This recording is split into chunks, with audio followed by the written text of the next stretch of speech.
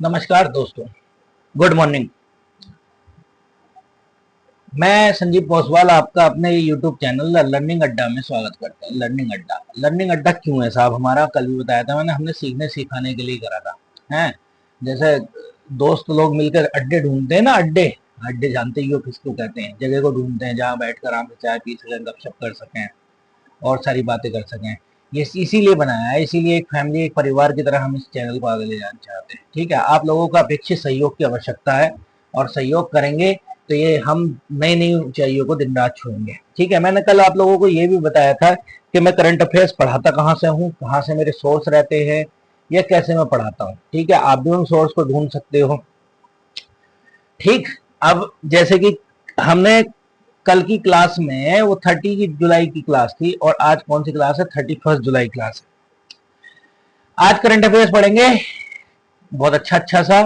ठीक है, सुबह आपके लिए सेशन लेकर आया हुआ हूँ और इसको लाइक, सब्सक्राइब और शेयर जरूर करना दोस्तों। ठीक है, और बस आपसे इतना ही कहना चाहता हूँ, बाकी आगे बात करते हैं। हम एक एक क्वेश्चन उठाएंगे, एक एक क्वेश्चन से बात करेंगे।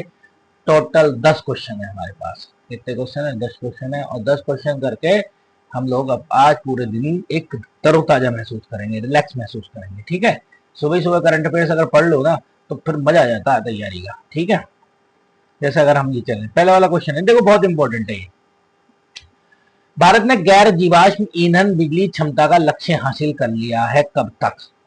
ठीक है, इसका लक्ष्य हासिल कर लिया, ये बहुत बड़ी बात है, कर लिया। ठीक, तो जाहिर सी बात है 2025 चल रहा है, मैंने आप लोगों को बताया था। थोड़ा दिमाग भी लगाओगे ना तो भी क्वेश्चन हो जाते हैं। जैसे यही क्वेश्चन अगर आ जाता तो आप ये दिमाग लगाते, टारगेट तो नहीं है, हासिल कर लिया है, मतलब टारगेट पूर्ण हो चुका है। तो टारगेट पूर्ण हुआ होगा तो अभी हुआ होगा रिसेंट में, रिसेंट मतलब 2025 में हुआ होगा, है क्या ये? देखो, पेरिस समझौता हुआ था 2015 में, आप लोगों को जानते ही है कौन सा, COP15, वो COP21। ठीक है, पेरिस में हुआ था। इसमें ये कहा गया था कि हम 2030 तक, ये देखो ये बात ध्यान रखना, 2030 तक सभी देश प्रतिबद्ध हैं कि नॉन रिन्यूअल, मतलब गैर सॉरी रिन्यूअल, देखो मैं फिर इसको मिटा देता हूँ, उसके बाद बताता हूँ आपको। हाँ, रिन्यूअल, रिन्यूअल एनर्जी। ठीक, रिन्यूअल एनर्जी और नॉन रिन्यूअल एनर्जी क्या होती है? रिन्यूअल एनर्जी ये होती है कि जिसको द्वारा से प्राप्त किया जाए, जैसे कि पानी से बनी हुई बिजली, सोलर, सूर्य से बनी हुई बिजली है। सूर्य को खत्म थोड़ी हो रहा है, रोज आप उससे प्राप्त कर सकते हैं बिजली। या अच्छा, जैसे कोयले से क्या करना है? कोयला अगर जल गया तो खत्म हो गया, उससे हमने जला के जो बिजली बना ली तो कोयला खत्म हो गया। या पेट्रोलियम हो गया, पेट्रोलियम। ठीक है, ये तो हो गई गैर जीवाश्म, ये तो जीवाश्म वाली होगी, फॉसिल फ्यूल्स, और ये हो गई गैर जीवाश्म वाली। ना, फॉसिल फ्यूल्स क्या होते हैं मैं आप लोगों को बता देता हूँ। फॉसिल फ्यूल्स क्या होते हैं, जिसको हम ये कहते हैं, ये रहे फॉसिल फ्यूल्स। देखो एक सेकेंड, अब हम यहाँ बात करते हैं। देखो फॉसिल फ्यूल्स क्या होते हैं। असल में धरती के नीचे, पृथ्वी के नीचे बहुत लंबे समय तक टेम्परेचर पर, हाई टेम्परेचर पर लगातार लगातार जो, जैसे समझ लो पेड़ पौधे, या जैसे कि मैं जानवर मर जाते हैं, या कोई भी ऐसे जीवाश्म, वो लगातार एक ही टेम्परेचर पर बने रहे तो उनसे जो प्राप्त होते हैं उनको फॉसिल फ्यूल्स कहते हैं, जिनमें कोयला भी आता है। बात आ रही समझ में? क्योंकि ये नॉन फॉसिल फ्यूल्स वाले थे, जिनका मतलब फॉसिल फ्यूल्स की जरूरत ही नहीं है, गैर जीवाश्म है, ये हमने टारगेट पूरा कर लिया। इसका मतलब 2025 तक। पेरिस समझौता हमसे क्या कहता है? पेरिस समझौता कहता है COP21 कि 2030 तक टारगेट पूरा करना है।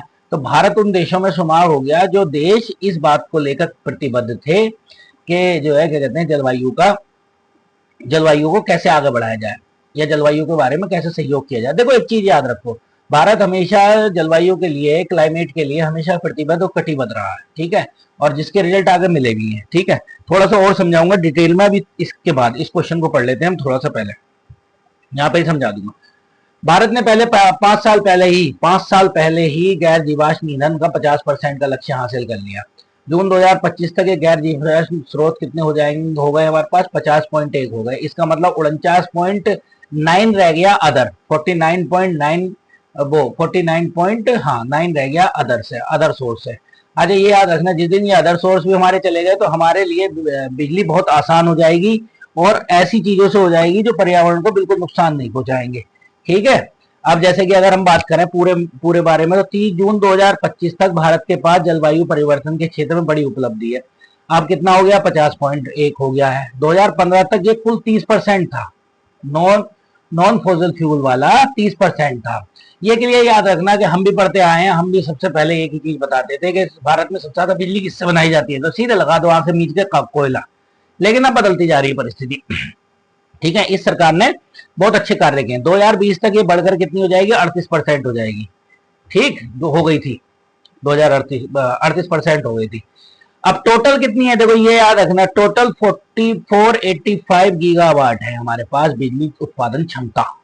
ठीक, 185 गीगावाट जिसमें सौर ऊर्जा, पवन ऊर्जा, लघु जल विद्युत ऊर्जा, बायोगैस, ये सारे के सारे क्या है, रिन्यूएबल सोर्सेज हैं। याद रखना ये सब नवीकरणीय है। नवीकरणीय याद रखना, ये क्वेश्चन बहुत आता है, नवीकरणीय और नॉन नवीकरणीय। नवीकरणीय रिन्यूएबल वो होते हैं जिनको दोबारा से प्राप्त किया जा सकता है। तो सौर ऊर्जा को किया जा सकता है। पवन ऊर्जा क्या होती है, बड़ी बड़ी चक्की चलती है कहाँ पर, दक्षिण भारत में, जहां पर देखो सीधी बात सुनो, हम नॉर्थ इंडिया में है, नॉर्थ इंडिया और साउथ इंडिया में अंतर समझ लो, मैं थोड़ा सा समझा देता हूँ। देखो नॉर्थ और साउथ में अंतर समझ लो, यहाँ के क्लाइमेट में अंतर समझ लो भाई। ठीक, भारत को दो चीजों में पढ़ते हैं हम, नॉर्थ इंडिया और साउथ इंडिया में। नॉर्थ इंडिया में क्या है, नॉर्थ इंडिया ये कहता है कि नॉर्थ इंडिया में, आप लोगों को पता होगा नॉर्थ इंडिया में सबसे अच्छी चीज क्या होती है भाई, नॉर्थ इंडिया में सबसे अच्छी चीज होती है दोस्तों कि धूप बहुत निकलती है, गर्मी बहुत रहती है, तो इसलिए सोलर सक्सेस है। साउथ में क्या है, साउथ में हवा एक समान दिशा में चलती रहती है, इसलिए बड़ी बड़ी पवन चक्की लग जाती है, चाहे वो दिन हो या रात हो। नॉर्थ इंडिया में दिक्कत यह है कि दिन में तो सूरज निकल रहा है, रात को बिजली नहीं बन पाती उससे। ठीक है, तो हमें बैटरी में स्टोरेज करनी पड़ती है। यहाँ क्या है, यहाँ दिन रात चलती है, ये बड़ा फायदा है। अगर कोई पवन ऊर्जा या पवन चक्की का काम करना चाहता है तो वो सबसे बेटर स्थिति है। और अब ये तो आप लोगों को पता ही है, प्रधानमंत्री क्या कहते हैं, सोलर योजना चल रही है। ठीक है, हर घर पर जो है क्या कहते हैं, सरकार का टारगेट है कि हर घर पर सोलर लगाया जाए, जिससे बिजली का बिल क्या हो जाए, कम हो जाए। और बिजली का बिल कम हो जाएगा तो फिर लोगों को राहत मिलेगी, और राहत मिलेगी तो किससे बनेगी बिजली, सोलर से बनेगी। इसका मतलब भारत की डिपेंडेंसी किस पे, कोयले पे खत्म होगी। और जब कोयले पे खत्म होगी तो उसके बाद जो है हम नॉन रिन्यूएबल में बढ़ते चले जाएंगे। ठीक है, यही टारगेट है, इसीलिए सरकार कह रही है कि भाई तुम पे ज्यादा बिजली हो रही तो हमें बेच दो, हम दूसरों को दे देंगे। ये भी तरीका बढ़िया है भाई, अपने आप छत पे लगाओ और बेच दो।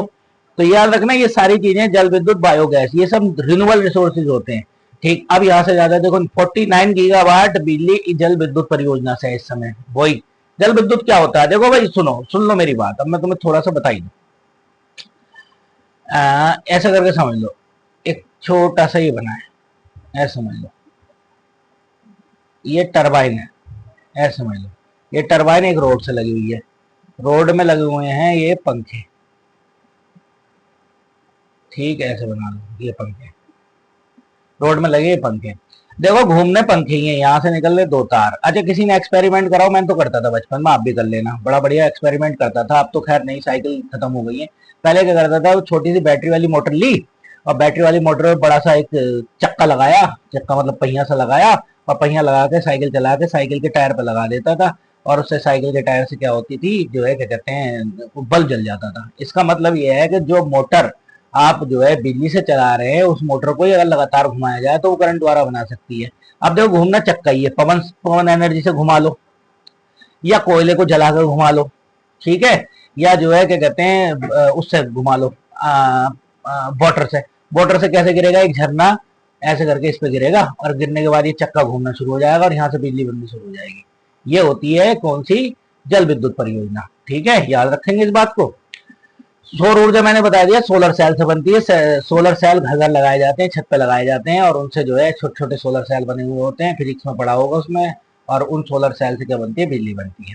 ठीक, तो ये जो है, चाहे कोयले से जला लो, चाहे काई से जला लो, घुमाना हमें चक्का ही है, चाहे हम पवन ऊर्जा बना लें, घुमाना चक्का है। चक्का को घूमने के बाद ये बल्ब लग जाएगा, बल्ब लगने के बाद बल्ब क्या होगा, जलना शुरू हो जाएगा। आ रही है बात समझ में नहीं? ठीक, ये रिन्यूएबल रिसोर्सेज होते हैं जिनको दोबारा प्राप्त किया जा सकता है। ठीक है, अब चलो आगे क्या बात करते हैं। तो सबसे बड़ी क्या है, जल विद्युत परियोजना है। अब परमाणु, परमाणु वाला बहुत बढ़िया, ये भी रिन्यूएबल रिसोर्सेज है। भारत में अभी बहुत कम है, ठीक है। परमाणु संयंत्र लगाए गए हैं भारत में बिजली में। जैसे कि अगर हम बात करें, रावत भाटा कहाँ है भाई, कौन बताएगा? देखो रावत भाटा, नाम जैसा रा से है तो रा से याद कर लो, राजस्थान, समझ लेना मैं जो बोलता जा रहा हूँ, ठीक। राजस्थान, ये लिखने नहीं देगा, कोई बात नहीं, चलो आप लोग समझदार हो। चलो मिटा के दोबारा लिख देते हैं, जगह भी नहीं रहती। अगली बार एक पेज अलग से छोड़ के लाया करूंगा और उस पर आपके लिए डिटेल दिया करूंगा, ठीक है। ठीक, यहाँ से आ जाते हैं। यहाँ पे रावत भाटा कहाँ पर है, राजस्थान, समझ रहे दोस्तों। तारापुर कहाँ है, तारापुर, तारापुर है महाराष्ट्र, समझ रहे हो। कलपक्कम, कलपक्कम कहाँ है, तमिलनाडु। और यहाँ एक कुडलकुलम, ये भी कहाँ है। अच्छा एक चीज और याद रखना ना, कभी आ जाए तो यार, ये क्वेश्चन आने की संभावना ज्यादा है। चलो आगे अगले पेज पे बताता हूँ, जगह मिलती है, अगले पेज पे तो है ही नहीं, कोई बात नहीं, यहाँ लिख देता हूँ मैं, यहाँ समझ लेना आप, ठीक है। एक गोरखपुर के नाम से आता है, गोरखपुर है तो उत्तर प्रदेश में जगह का नाम, लेकिन गोरखपुर न्यूक्लियर रिएक्टर आएगा तो हरियाणा लगाना भाई, है। एक और बना अभी चटका, ये चुटका कह दो, चटका, चटका, चटका एमपी में। आप लोग इन न्यूक्लियर रिएक्टर को जरूर याद कर लें, किसी दिन अगर कोई क्वेश्चन इस तरीके से आ जाएगा तो हम बता देंगे। ताप विद्युत मुख्यतः कोयले और गैस से प्राप्त होती है, जो अब तक 242 गीगावाट या 49.9% बची है, ठीक। मैंने बताया था 49.9% बची है, 2015 के लक्ष्य से 70% काफी कम है, ठीक है। क्लियर समझ लीजिए कि हम लोगों ने 50% से ऊपर काम कर लिया है, ठीक। उन्होंने कहा था कि भाई हम 2030 तक, कोई भी दे 2030 तक 30% बिजली बनाए अदर न्यूक्लियर उससे, सॉरी रिन्यूएबल से, हमने 50% बना ली। मतलब ये चाह रहे थे कि कोयले पे डिपेंडेंसी रहे तो किसी 70% तक से रह सकती है, लेकिन हम क्या कर गए, हम 50%, 49.9% पा गए, मतलब और घटा लिया। ये हमारे लिए विशेष उपलब्धि है, भारत सरकार के लिए विशेष उपलब्धि है। ये मैं बता रहा था आपको, ये है COP 21, ये देखो इसमें ये अपनाया गया था पेरिस समझौता, ये इंपॉर्टेंट पेरिस समझौता है। इस पेरिस समझौता के बाद क्या हुआ है, COP 24 हुआ है, ठीक है। पेरिस समझौता के लिए कटोविस नियम पुस्तिका के केंद्रित था। फिर दुबई में हुआ है कौन सा, COP 28, और COP 29 हुआ है बाकू अजरबैजान में 2024 में। 2025 का होने वाला है, होगा तो मैं आप लोगों को बता दूंगा जरूर। क्वेश्चन आता है COP क्या है, कॉन्फ्रेंस ऑफ पार्टीज, सभी देशों का समूह। 1995 में इसका गठन हुआ था। कब पहला COP का सम्मेलन का हुआ था, बर्लिन में हुआ था। कब हुआ था, तो इसकी एक संस्था है UNFCC, United nation framework of climate change, ठीक है। इसके द्वारा ही जो है क्या कहते हैं, ये कराया जाता है, किसके द्वारा किया जाता है, ये संस्था बनाई जाती है। पृथ्वी सम्मेलन हुआ था 1992 में, 1992 के पृथ्वी सम्मेलन के बाद ही 1995 में ये बनाया गया। चलो अच्छा ऐसा करते हैं भाई दोस्तों, अभी कल कल एक अलग से क्लास डालेंगे एनवायरनमेंट की, टोटल एनवायरनमेंट समझा देंगे उसमें, कब से एनवायरनमेंट शुरू हुआ, कौन कौन समझौते हैं, ठीक है। कल डालेंगे, कल कोशिश करेंगे कि एनवायरनमेंट की क्लास डालें आप लोगों के लिए, आप लोग उस क्लास को देख लेना। बहरहाल अभी तो इतना ही देखो जितना मैं बता रहा हूँ, ठीक है। कब कब से शुरू हुआ, क्या नहीं हुआ, क्यों 5 जून को विश्व पर्यावरण दिवस मनाया जाता है, किसी और दिन क्यों नहीं मनाया जाता है, ये भी हम बात करेंगे, ठीक है। तो बहरहाल ये वाली चीजें याद कर लेना आप लोग, इसका लेटेस्ट ये वाला है, अब जो होगा उसके बारे में हम बात कर लेंगे। नेक्स्ट पॉइंट, ये क्वेश्चन आ सकता है, देखो भाई, ये मैंग्रोव अंतरराष्ट्रीय पारिस्थितिकी तंत्र के संरक्षण के लिए अंतरराष्ट्रीय दिवस मनाया गया। तो पहले तो इसका आंसर याद कर लो, 26 जुलाई है। अच्छा एक चीज याद रखो, the international day of conservation of mangrove ecosystem. Mangrove क्या होते हैं, मैंग्रोव क्या होते हैं, मैंग्रोव होते हैं, देखो भाई, किनारों पे पाए जाने वाले वन, किनारों पे पाए जाने वाले वन, जंगल, ठीक। नीचे से भारत का नक्शा कुछ ऐसे है, ये त्रिपुरा हो गया, ये मिजोरम हो गया, थोड़ा सा और मिजोरम नीचे आ सकता था, ठीक। जैसे कि बात करें, यहाँ पाए जाएंगे, गुजरात में पाए जाएंगे, ठीक। देखो सबसे ज्यादा पाए जाते हैं यहाँ सुंदरबन, सुंदरवन पश्चिम बंगाल गंगा ब्रह्मपुत्र के डेल्टा पे। आंध्र प्रदेश में पाए जाएंगे गोदावरी नदी के किनारे। मतलब जहां जहां नदियां बनती हैं और जहां जहां डेल्टाई क्षेत्र है वहां वहां ये जो है वन पाए जाते हैं। ठीक है, मैं इसके लिए मैप भी लेकर आया हूं, वो मैं आपको बता दूंगा। ये होते क्या है, ये ऐसे वन होते हैं जो क्या कहते हैं किनारों पे लगे हुए होते हैं, और इनसे जो है क्या कहते हैं बायोडाइवर्सिटी या पारिस्थितिकी तंत्र, इकोसिस्टम बना रहता है। क्यों बना रहता है? क्योंकि इसमें हर प्रकार के जानवरों के रहने की अच्छी व्यवस्था होती है। मैंने आप लोगों को यही बताया था कि जानवरों के खत्म होने का कारण क्या है। क्वेश्चन आए तो सीधे सीधे ये वाला जरूर, सीधे आंख मीच के ना सबसे पहले ये ढूंढना, क्या ढूंढना? प्राकृतिक, मैंने कल भी बताया था आप लोगों को, प्राकृतिक आवासों का क्षरण। हम खत्म कर रहे हैं प्राकृतिक आवास किन के? जानवरों के, तो इसलिए बेचारे वो मरते जा रहे हैं।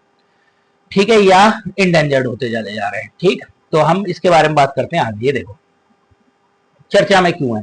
मैंग्रोव संरक्षण के लिए अंतर्राष्ट्रीय दिवस 26 जुलाई को एक महत्वपूर्ण अनुस्मारक के रूप में कार्य करता है। ये तटीय संरक्षक और वैश्विक वनों की तुलना में 3.5 गुना तेजी से लुप्त हो रहे हैं। ये खत्म होते जा रहे हैं। समस्या सबसे बड़ी आ रही है। अगर ये पता चला तो ये स्थिति हो जाएगी कि हम लोगों की कंडीशन बहुत खराब हो जाएगी। यूनेस्को और IUCN ये वही है जो रेड डाटा बुक जारी करती है। मैंने आप लोगों को बताया था कि आंकड़ों से पता चलता है, ये बाद में नष्ट हो। देखो IUCN, इसका हेडक्वार्टर भाई दोस्तों कल बताऊंगा मैं। क्यों इसलिए कल बताऊंगा? क्योंकि आपको टास्क दे रहा हूं कि आप इसका हेडक्वार्टर और कब स्थापना हुई और इसकी फुल फॉर्म क्या है। चलो मैं बता देता हूं। International union for conservation and nature इसकी फुल फॉर्म है। कौन सी बुक देता है? ये वाली बुक देता है। ये बड़ी खतरनाक बुक है। बुक इसमें कौन कौन चीजें होती हैं? Living things. लिविंग थिंग्स में क्या होगा? पेड़ भी होंगे और पौधे भी होंगे। कौन होंगे? पौधे भी होंगे। ठीक है, पेड़ पौधे दोनों होंगे लिविंग थिंग्स में, रेड डाटा बुक में। समझ रहे हो नहीं? पेड़ पौधे दोनों होंगे और जानवर भी होंगे। इनकी 3 लिस्ट निकालता है। ये 3 लिस्ट कौन कौन सी निकालता है? एक तो जो लुप्त हो गए उनकी, एक जो लुप्त होने वाले इंडेंजर्ड वो, और एक जो अभी संख्या में है वो। तो ये रेड डाटा बुक हमेशा याद रखेंगे कौन निकालेगा? IUCN निकालेगा। ये इसी ने बताया है रेड डाटा बुक के अनुसार ये 3.5 गुना कम हो रहा है। आंकड़ों से पता चलता है 1985 के बाद वैश्विक मैंग्रोव की अवधारणा आधा रह गया। शेष 50% का पारिस्थितिक तंत्र अब भी नष्ट होने के खतरे में है। मैंग्रोव के पारिस्थितिक तंत्र के संरक्षण अंतर्राष्ट्रीय 26 जुलाई को मनाए जाने वाले, ठीक है, यही बात जो ऊपर लिखी है वो यही है। ठीक, ज्यादा उसमें कुछ ज्यादा नहीं है। ठीक है, यहाँ पर एक लाइन है 2015 में यूनेस्को के महासम्मेलन द्वारा, इसीलिए 26 जुलाई को मनाया जा रहा है। इसको संरक्षित करने के लिए मनाया जा रहा है। संरक्षित करना क्यों आवश्यक है मैंने आप लोगों को बता दिया। अगर ये खत्म होते हैं तो कंडीशन ये बन जाएगी। ये वाली बात जो ऊपर थी वो यहाँ पर लिखी हुई है। ये इसे 2015 में यूनेस्को के महासम्मेलन द्वारा अपनाया गया था। किसको? इस 26 जुलाई वाले को, इस दिन को 26 जुलाई को। पोस्ट क्वेश्चन आ जाए कहाँ मनाया गया था? यूनेस्को। यूनेस्को कल मैंने बताया था। हाँ, यूनेस्को की फुल फॉर्म क्या है, कहाँ इसका हेडक्वार्टर है, कल मैंने बताया था। कल की क्लास देख लेना। कल मैं यूनेस्को के बारे में काफी चीजें बनाई थी, कब बना था, कब नहीं बना था और कहाँ बना था। ठीक है, तो इसके बारे में जागरूकता फैलानी है और आगे बात करनी है। मैंग्रोव की पुनर्स्थापना के लिए फिशबोन तकनीक, ये देखो ये तकनीक बनाई गई थी जिससे हम लोग इसको बचा सकते हैं और आगे उगा सकते हैं। ये है फिशबोन तकनीक। ये रही, देख रहे हो? मतलब इस तरीके से क्यारी बना सकते हैं और क्यारी में इनको उगा सकते हैं। ये तमिलनाडु के द्वारा थी। तमिलनाडु के वन विभाग ने जागरूकता शिविर में बताया था, इसका आयोजन किया था। ठीक, ये खराब ज्वारीय वन भी कहते हैं इनको, याद रख लेना। और रीड चैनल, फीडर चैनल शामिल होते हैं। जैसे खाड़ियां पानी की तरह बनाई जाती हैं, जब लवणता और जल प्रभाव उपयुक्त हो जाते हैं तो मैंग्रोव के पौधे रोप दिए जाते हैं और प्राकृतिक खाड़ियों की जो ज्वारीय बढ़ जाती है। अच्छा, मैंग्रोव के नाम भी याद रख लेना। गरान वृक्ष भी कहते हैं इसको, एक याद रखना। सुंदरवन भी कहते हैं, ये भी नाम याद रख लेना भाई। और मैंग्रोव तो कहते ही कहते हैं। ठीक, कुल मिलाकर ये वाली फिशबोन तकनीक अगर अपनाई जाएगी तो समझ लीजिए कि मैंग्रोव अच्छे से ग्रोथ करेंगे। ठीक है, भारत में कितने हैं? भारत में बहुत कम है। चलो हम बात करते हैं भारत के। ये देखो भारत में कुल इतने हैं भाई, 4992 वर्ग किलोमीटर पर मैंग्रोव हैं, जो देश का 0.15% है। 0.15%। पश्चिम बंगाल में सबसे बड़ा मैंग्रोव वन आवरण है और जबकि दूसरे स्थान पर गुजरात है। मैंने आप लोगों को ये बता दिया मैंग्रोव कहाँ कहाँ पाए जाते हैं। देखो ये गुजरात मैंग्रोव हो गए, ये मुंबई मैंग्रोव हो गए। मैं बता रहा हूँ ना, सारे कोस्टल एरिया में होंगे, यहाँ पर कोई नहीं होगा। ठीक है, वनों के बारे में कोई भी वन, वन क्या है, मिट्टी तो पढ़ा दी थी मैंने एक क्लास में, वन और पढ़ाएंगे, ठीक है। तो ये सारे मैंग्रोव हैं। अच्छा, अंडमान निकोबार तो ये एक ऐसी जगह है जहाँ सब सारे वन पाए जाते हैं। क्वेश्चन भी आ सकता है कि सारे वन कहाँ पाए जाते हैं। वन कितने प्रकार के होते हैं, देखो एक तो होगा मैंग्रोव हो गया, एक होता है डेसिडियस फॉरेस्ट जिसको मानसूनी वन कहते हैं या पतझड़ी भी कहते हैं, जो अपने पत्ते गिरा देते हैं। कौन कौन से आते हैं इसमें, अपने अड़ोसी पड़ोसी वाले सारे, आम अमरूद के केला, ये जितने भी देख रहे हो ना सारे के सारे ये मानसूनी वन कहलाते हैं। एक होते हैं क्या कहते हैं वो वाले जिनकी पत्तियां जो बहुत बड़े होते हैं और वो लकड़ी के रूप में इस्तेमाल किए जाते हैं, वो कौन से, बरसाती वन, ठीक है, बरसाती। चलो ये मैं बता दूंगा आप लोगों को कि इसको एक क्लास में पूरे सेशन को खत्म करेंगे, ठीक है। बरसाती वन होते हैं, ठीक। कुल मिलाकर अगर क्वेश्चन आने लगे भारत में ये सारे वन एक जगह मिलते हैं तो अंडमान निकोबार में मिलते हैं, ठीक है। नेक्स्ट क्वेश्चन पे आते हैं हम। नेक्स्ट क्वेश्चन क्या है, हाँ, नीचे दिए गए ऊर्जा फसलों के नाम दिए गए, इसकी खेती इथेनॉल के लिए की जाती है। देखो सुनो भाई, ये क्वेश्चन पहले भी आ चुका, आज भी याद कर लेना। ये तो जेट्रोफा बायोडीजल ही पौधा है, ठीक है। क्या मिलता है यहाँ से, बायोडीजल मिलता है। खेती होती है भाई जब जेट्रोफा की, ठीक है, बायोडीजल। एनवायरमेंट से रिलेटेड आज क्वेश्चन है क्योंकि एनवायरमेंट कल चर्चा में रहा है। बायोडीजल, ये भी, ये दोनों है। ये है एथेनॉल। सूरजमुखी आप जानते हो क्या होता है, सूरजमुखी अपना जो है क्या कहते हैं तेल निकालने का काम ही करता है, लेकिन एथेनॉल नहीं है। आगे चलते हैं हम, क्या है ये, देखो भारत में ये वाली चीज है, ये आया है इसलिए इंपॉर्टेंट है। भारत एथेनॉल के तहत 2025 तक 20% एथेनॉल के मिश्रण को के लक्ष्य को प्राप्त कर लिया। अच्छा, जो एथेनॉल मिलाया जाता है इसको ब्लेंडिंग कहते हैं।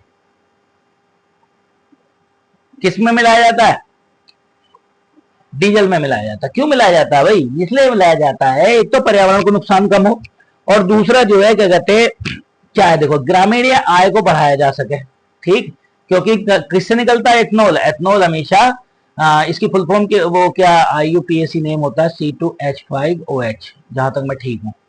OH अल्कोहल के लिए यूज किया जाता है, ऐसे कि मिथाइल अल्कोहल, इसको इथाइल अल्कोहल भी कह देते हैं एथेनॉल को, यही है C2H5OH, ठीक है। ये लिखा हुआ है, ये देखो इथेनॉल कैसे होता है, देखो ये तो गन्ने से मिलता है, एक किससे मिलता है, ये मक्का से मिलता है, और एक किस मिलता है, सेलुलोज से। सेलुलोज क्या होती है, लकड़ी में जो पाया जाता है वो सेलुलोज होता है। तीनों से मिलकर ये कहाँ पहुंचता है, प्लांट में पहुंचता है, और प्लांट से कहाँ पहुंचेगा, सीधे पहुंचेगा पंप पे, और पंप से कहाँ भर दिया जाएगा, गाड़ी में भर दिया जाएगा। बात आ रही है समझ में नहीं।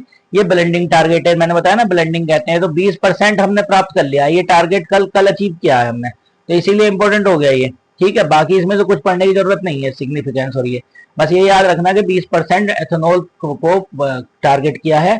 और एथेनॉल किस किस से मिलता है, ये तीनों चीज याद रख लेना, ठीक। इससे फायदा क्या होगा भाई, किसानों की आय दुगनी हो जाएगी, और भारत सरकार का टारगेट भी था कि किसानों की आय को दुगना करना है, ठीक। ये सारी चीजें मैंने इंग्लिश में लिख दी हैं, ठीक है। जो वही वाली बात है, किसानों की आय को दुगना करना है, ठीक। किसानों को फायदा तो होगा ही, एथेनॉल मिलेगा, एथेनॉल की डिमांड बढ़ेगी, डिमांड बढ़ेगी तो एथेनॉल कहाँ मिलता है, ग्रामीण क्षेत्रों में मिलता है। जब ग्रामीण क्षेत्रों में मिलता है तो कैसे मिलेगा, कि कहीं ना कहीं टारगेट पूरे करने पड़ेंगे। जब टारगेट पूरे करने पड़ेंगे तो इसमें सरकार को फायदा मिलेगा। एक और देखो, एनवायरमेंट से रिलेटेड ही क्वेश्चन है। भारत की सबसे पहली बैक्टीरियल बीटी फसल कौन सी है, देखो बीटी फसल ये थी कपास, कॉटन।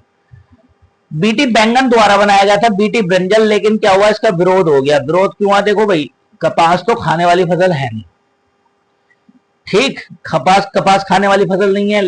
अगर ये बीटी ब्रिंजल बन जाता तो लोगों को ऐसा लग रहा था कि उस समय पर्यावरण विरोधी ये कह रहे थे, या ह्यूमन वाले जी ये कह रहे थे कि अगर इसको बना लेंगे तो भाई हम ज्यादा तो बना लेंगे बैंगन, लेकिन क्या होगा कि समस्याएं बढ़ती चल जाएंगी। देखो क्या होती है बीटी, क्या होती है बीटी, समझ लो बैक्टीरियल।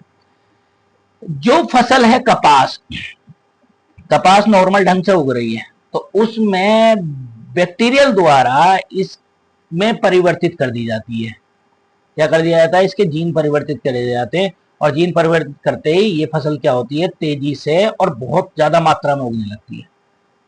क्योंकि हमारे पास समस्या ये है कि हमारे पास विश्व का सबसे ज्यादा कॉटन उगाने वाला क्षेत्र है, लेकिन आज भी हम विश्व में सबसे नीचे हैं। सरकार इस चीज को टारगेट कर रही है। कल इन्होंने टारगेट किया है और पहली बार एक मिशन लेकर आई है, कपास मिशन। वो कपास मिशन पढ़ना है, ठीक है। ये रहा कपास उत्पादकता मिशन, ये याद रखेंगे, ठीक। कहाँ है विजन इसका? 2030 तक है। 2030 तक हमें आगे बढ़ाना है, तो ये 2030 तक टारगेट जरूर याद कर लेना अच्छे एग्जामों के लिए, चाहे यूपीएससी के लिए कर लेना, चाहे यूपीपीएससी के लिए कर लेना। अच्छे एग्जामों में टारगेट ही पूछे जाते हैं। विजन 2030 का लक्ष्य क्या है? 250 बिलियन अमेरिकी डॉलर का वस्त्र उद्योग निर्मित करके भारत को वैश्विक वस्त्र विनिर्माण केंद्र के रूप में स्थापित करना है, तथा 2030 तक वस्त्र निर्यात का 100 बिलियन अमेरिकी डॉलर तक पहुंचाना। ये दोनों याद कर लेना, नंबर 1 और नंबर 2। भाई दोस्तों याद कर लेना, छोटे एग्जाम में तो नहीं, बड़े एग्जाम के लिए याद कर लेना।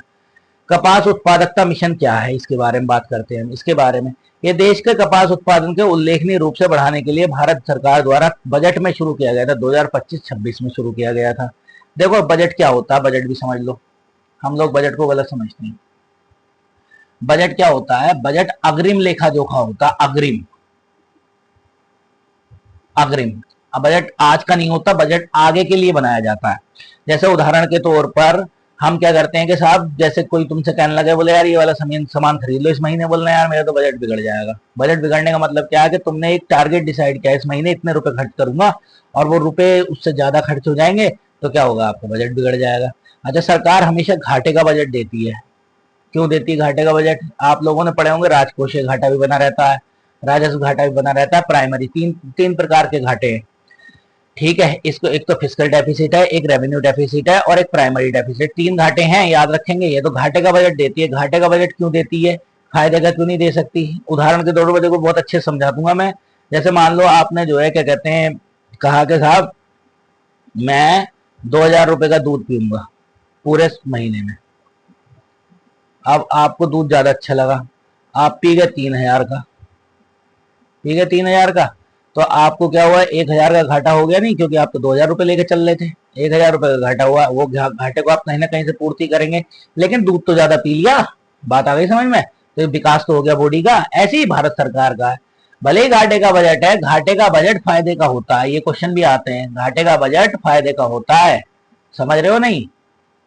बजट जो है हमेशा का होगा, फायदे का होगा, ठीक है। बाकी आप समझदार हो, सब जानते हो, तो आप अपने घर का भी बजट अगर घाटे का बनाओगे तो फायदे का होगा। लेकिन क्या होता है ना, घर में और सरकार में बड़ा अंतर है। सरकार के पास तो बहुत सोर्स होते हैं, घर पे इनकम के सोर्स बहुत कम होते हैं, और वो फंस के चल जाते हैं। घाटे का बजट फायदे का होता है, वो क्या हो जाए, कर्जे में चल जाएंगे। तो इसलिए घाटे का मत बनाना साहब, अपने हिसाब से चलना, अपनी चादर के हिसाब से। सरकार का क्या है, सरकार के पास बहुत सोर्स है। केंद्रीय बजट 2025-26 में अग्रिम की गई थी।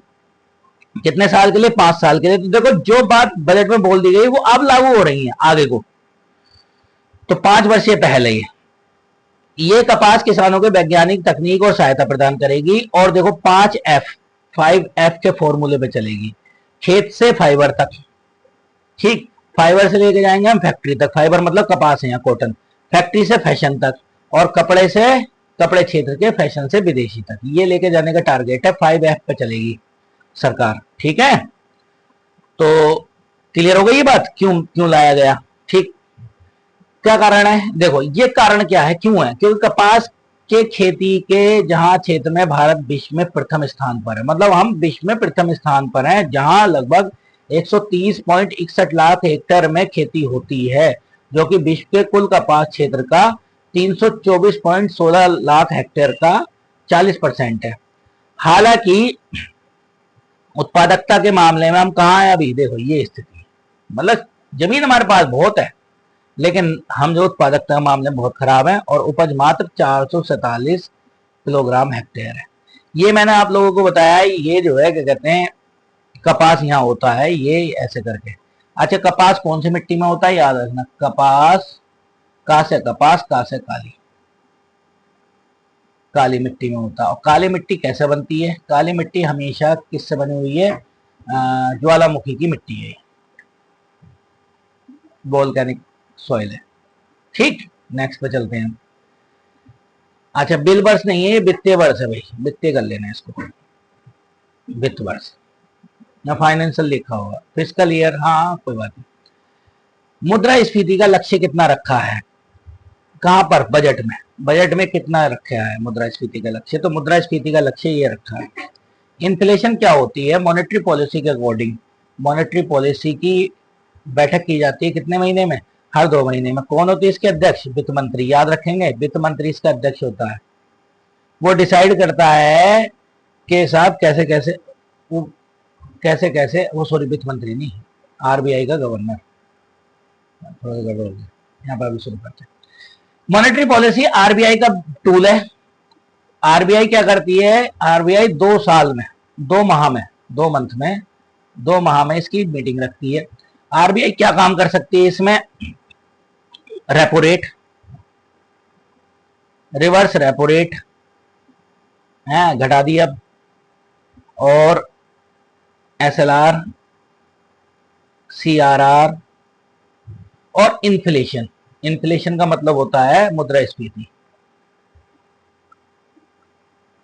इन्फ्लेशन, इन्फ्लेशन को कंट्रोल करती है। हमारा इन्फ्लेशन का टारगेट कितना है, 2 ± 4।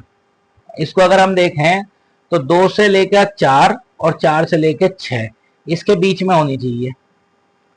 2 से कम नहीं होगी और 6 से ज्यादा नहीं होगी तो देश विकास करेगा। अगर विकास देश 6 से ऊपर चली गई तो देश विकास नहीं करेगा, 2 से कम चलेगी तो भी विकास नहीं करेगा, 6 से ऊपर तो एक्स्ट्रा में चली जाएगी और 2 से कम क्या हो जाएगी, डिमांड बहुत कम हो जाएगी। डिमांड एंड सप्लाई का खेल है। इन्फ्लेशन के बारे में अगर हम बात करें तो याद रखेंगे कि, या फिर ऐसे कर लो 4 + -2, ये जरूर याद कर लेना भाई। देखो दोस्तों मैं तुमसे तो कह रहा हूं, ये टारगेट है हमारा आरबीआई का। आरबीआई का एक टूल है, ठीक है। ये मैंने आप लोगों के लिए कुछ लिखा है, अगर आप लिखने नहीं तो मैं अपने शब्दों में समझा रहा हूं। वस्तु और सेवाओं की कीमत में सामान्य वृद्धि हो जाती है। जैसे देखो, सुनो मेरी बात सुनो, क्या होता है इन्फ्लेशन, ऐसे समझिए। मान लो एक दुकानदार पे एक पंखा है, एकमात्र पंखा है, खरीदने वाले पहुंच गए 4। तो उसने कहा साहब मुझ पे तो एक है, मैं कैसे दे दूं। तो एक कहेगा कि बोले कितने का पंखा है, उन्होंने कहा दुकानदार ने 1000 का है। दूसरा कहेगा मैं तो 1100 दूंगा।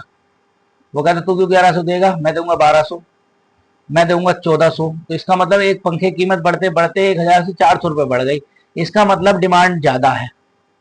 डिमांड ज्यादा होना, ऐसा समझ लो, डिमांड बढ़ना और सप्लाई का कम होना इन्फ्लेशन है। बात समझ रहे हो। इसके अलावा डिफ्लेशन जो होती है, डिफ्लेशन में क्या होता है, उल्टा होता है, सप्लाई का बढ़ना और डिमांड का कम होना। समझ रहे हो नहीं, ये दोनों चीजें हैं। जब अर्थव्यवस्था में वस्तुओं की मांग बढ़ जाती है और आपूर्ति से अधिक हो जाती है तो कीमतें बढ़ जाती है, जैसे मैंने आप लोगों को बताया। जब वस्तुओं और सेवाओं में उत्पादन की लागत बढ़ जाती है तो व्यवसाय अपनी कीमत बढ़ानी पड़ती है। ये कारण भी है भाई, जब अगर प्रोडक्शन की लागत बढ़ जाएगी तो भी कुल मिलाकर कीमत बढ़ती है। केंद्रीय बैंक बहुत अधिक पैसा छापते हैं तो मुद्रा बढ़ जाती है और जो है क्या कहते हैं, क्या हो जाती है, कीमतें बढ़ जाती है। जैसे उदाहरण के तौर पर प्रति व्यक्ति आय किसी आदमी, अब इस समय 20,000 चल रही है मान लो, और यही बढ़कर 40,000 हो जाए, इसका मतलब लोगों को पैसा आ गया। अब लोगों पे जो पैसा आता है ना, पैसा ये बड़ा चंचल है, लक्ष्मी का स्वभाव साहब। लक्ष्मी को जो नियंत्रित कर पाए हैं वो विष्णु जी कर पाए हैं, ठीक है। तो लक्ष्मी का स्वभाव चंचल है, आते निकल जाती है। तो 40,000 रुपए मान लो आपकी इनकम हो गई। अब जैसे ही 40,000 रुपए इनकम हुई तो आप क्या करेंगे, आप तुरंत कहोगे बोले यार खा पी तो लिया, अब एक काम करो फ्रिज लिया है। दूसरा कहेगा फ्रिज क्यों लेकर आएगा यार, एक काम कर गाड़ी लिया, एक काम करिए कर ले। तो क्या करोगे आप, जब आप जाओगे बहुत अधिक पैसा होगा तब भी आप क्या करोगे, इन्फ्लेशन करोगे। इन्फ्लेशन 6 से ऊपर नहीं जानी चाहिए, समझ लीजिए। अगर इन्फ्लेशन 6 से ऊपर चली गई तो बहुत बुरी स्थिति हो जाएगी। लोगों की आय से कम वस्तुएं और खरीदने की क्षमता पे कमी हो जाती है। नकारात्मक प्रभाव क्या होते हैं, मुद्रास्फीति से बचत को मूल्य कम करती है और मुद्रा का मूल्य कम हो जाता है, ठीक। और मुद्रास्फीति के कारण व्यवसाय में निवेश करना पड़ता है, अधिक जोखिम भरा हो जाता है, जिसके कारण विकास धीमा हो जाता है, ठीक है। एक इन्फ्लेशन पे भी क्लास मुझे बनानी पड़ेगी लग रहा है, ठीक है, आप लोगों के लिए। कि इन्फ्लेशन पे बनाएंगे, 2 क्लास बनाएंगे, एक तो एनवायरमेंट पे और एक इस पे।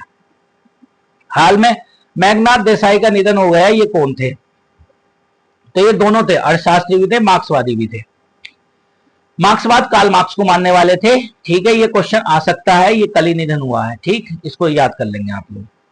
आगे चलते हैं, यहां पर है ई श्रम पोर्टल। ई श्रम पोर्टल अच्छा एक सेकंड,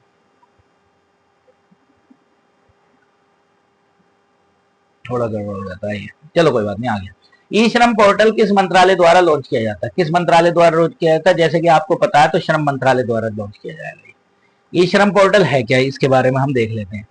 श्रम और रोजगार मंत्रालय द्वारा 2025 तक 30.95 करोड़, देखो जुलाई 22 जुलाई 2025 तक श्रमिक ई पोर्टल पर पंजीकृत हो चुके हैं। ये आज का नहीं है, बहुत दिन पहले लाया गया है, लेकिन अब इतने हो चुके हैं।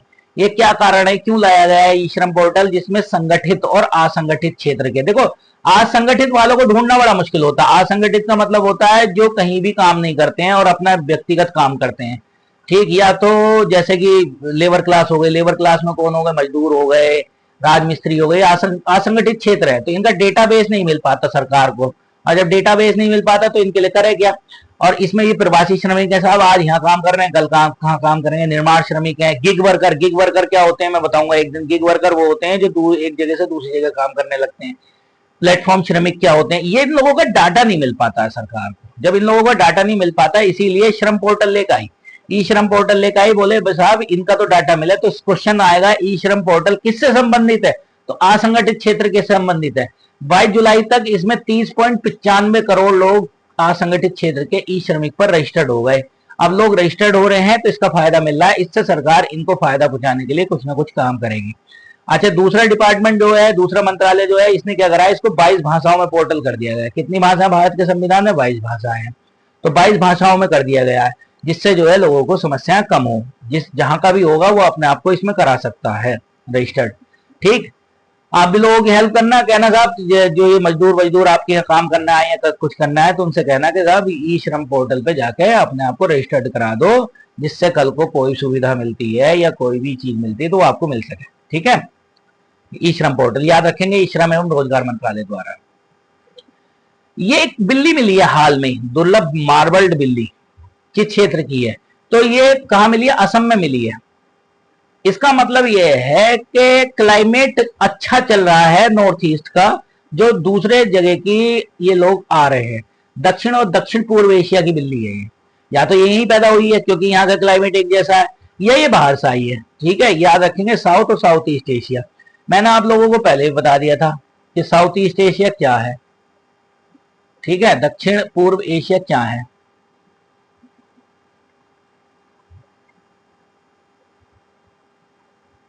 जैसे भारत के बारे में बात करें ना,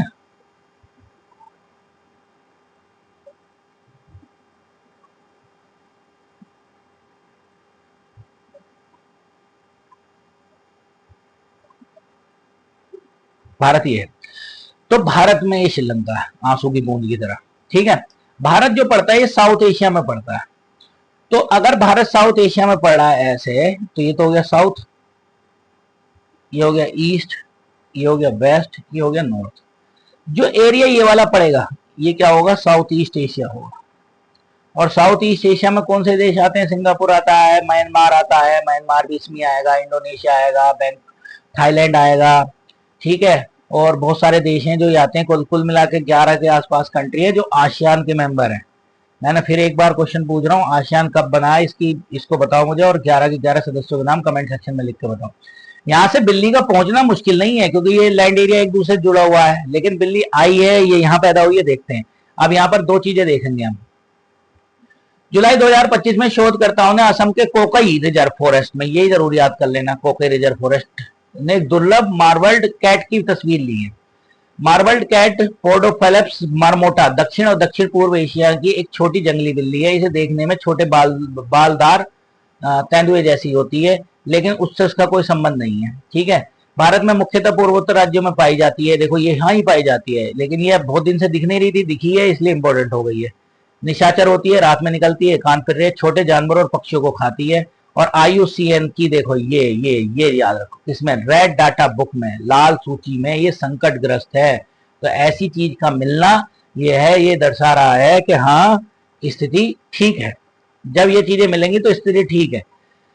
PGSLV जियो सिंक्रोनाइज सैटेलाइट लॉन्च व्हीकल किसके द्वारा बनाया गया है, तो ये तो ध्यान रखना इसरो के द्वारा बनाया गया है। इसरो का हेडक्वार्टर कहाँ है, बेंगलोर में है।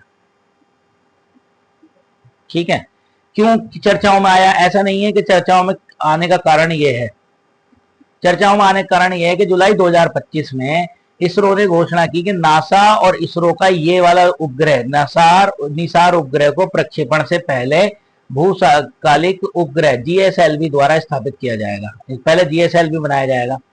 इसकी फुल फॉर्म याद रखना, NASA ISRO synthetic aperture radar. NISAR पृथ्वी के बदलते हुए पारिस्थितिक तंत्र को अध्ययन करने के लिए नासा और इसरो का संयुक्त मिशन है। याद रखना, नासा और इसरो का संयुक्त मिशन है। नासा कहाँ की है? अमेरिका के स्पेस एजेंसी है। जीएसएलवी भारत के अंतरिक्ष इसरो और भूसालिक जीटीओ। अच्छा, जीटीओ कक्षा क्या होती है मैं बता देता हूँ आप लोगों को। एक होती है पीएसएलवी पोलर कक्षा। इस पे ही बता देता हूँ भाई, चलो इस पे बता देते हैं, क्योंकि यहाँ पर कुछ हमें बता देंगे, यहाँ पे बता देते हैं आप। देखो भाई, ये है पृथ्वी। पृथ्वी से ऊपर ये वाली होती है पोलर सैटेलाइट, पोलर क्या कहेंगे इसको, कक्षा। और इससे ऊपर चले जाएंगे यहां, ये लगभग 36,000 पे, ये होती है जियो सिंक्रोनाइज, ठीक है, जीटीओ। तो यहां पर भेजा जाता है, ये बाहुबली के नाम से जाना जाता है। यहां पीएसएलवी से भेजे जाते हैं और यहां किससे भेजे जाते हैं? जीएसएलवी से भेजे जाते हैं।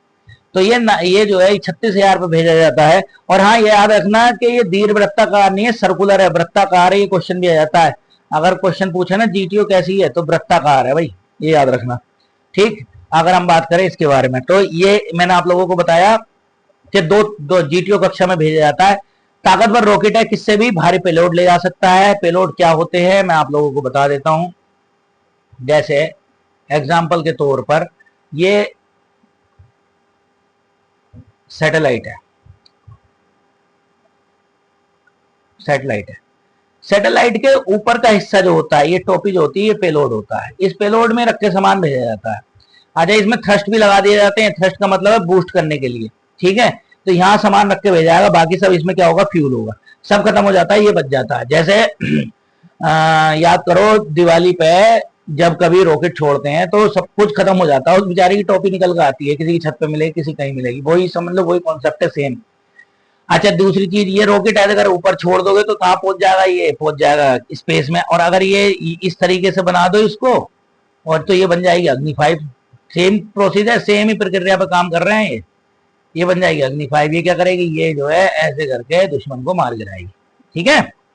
क्लियर हो गई बात? ठीक, ये इंपॉर्टेंट आया, ठीक। किस समुदाय द्वारा मनाया जाता है? भील समुदाय द्वारा मनाया जाता है। इसको इंपॉर्टेंट को याद रखेंगे हम। कौन सा त्योहार है? गवरी। क्वेश्चन आ सकता है, गवरी त्योहार कहां से मनाया जाता है? भील समुदाय द्वारा मनाया जाता है। क्या है ये? मेवाड़ की भील जनजाति गवरी उत्सव महाआती है। एक फोटो प्रदर्शनी पहली बार India international centre of art gallery में प्रदर्शित की गई है जुलाई में। तो जुलाई में की गई है, इसीलिए इसको इंपॉर्टेंट हो गया है। मैंने बताया था आजकल जो करंट पूछा जा रहा है, जीके पूछे जा रहे हैं, करंट से रिलेटेड पूछी जा रही है। गवरी राजस्थान में भील समुदाय रक्षाबंधन के बाद प्रतिवर्ष कौन सी गोरखिया माता के सम्मान में आयोजित किया जाता है। 40 दिवसीय अनुसंधान है, ठीक है। इसमें नाटक और सब कुछ होते हैं, जीवन वेशभूषा होती है। आप लोगों को याद नहीं करना, आप लोगों को याद करना गवरी किसके द्वारा मनाया जाता है, तो भील के द्वारा मनाया जाता है, ठीक है। आज आ गया हमारा, थैंक यू भाई। देखो, ये अड्डे पे चलते रहो, ये अड्डा है अपना रोज के आने वाला, सुबह की चाय का या कैसे ही सुबह की क्लासेस मिलेंगी। और अगर ये क्लास अच्छी लगी हो तो बहुत बहुत धन्यवाद आपका। और ऐसी क्लास में आगे लेकर आता रहूंगा आप लोगों के लिए, और इसे लाइक सब्सक्राइब जरूर कर देना, ठीक है। बाकी मिलेंगे कल के सेशन में, ठीक है।